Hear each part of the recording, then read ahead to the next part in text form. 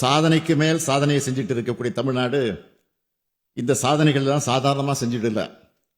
மேலே பாம்பு, கீழே நரிகள்.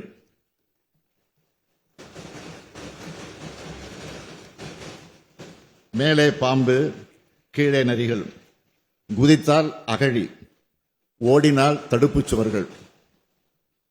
இதுக்கெல்லாம் இடையில மாட்டிக்கிட்ட மனிதனை போல ஒரு பக்கம் ஒன்றிய அரசு, மறுபக்கம் ஆளுநர், இன்னொரு பக்கம் நிதி நெருக்கடின்னு தடைகளை கடந்து செய்யப்பட்ட சாதனை இது.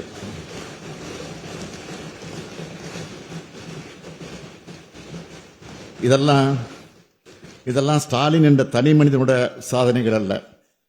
என்னோட அமைச்சரவை அதிகாரிகள் அவருடைய கூட்டு உழைப்புக்கு கிடைச்ச பலன்.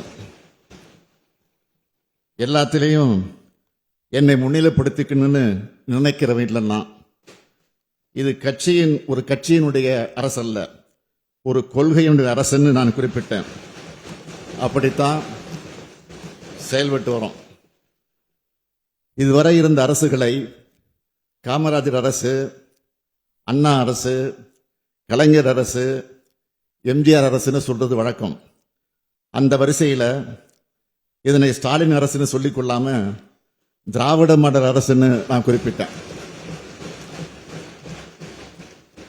ஒரு தனி மனிதனின் ஆட்சி அல்ல, ஒரு தத்துவத்தின் ஆட்சி என்பதன் அடையாளமாகத்தான் திராவிட மாடல் அரசுன்னு சொன்னேன்.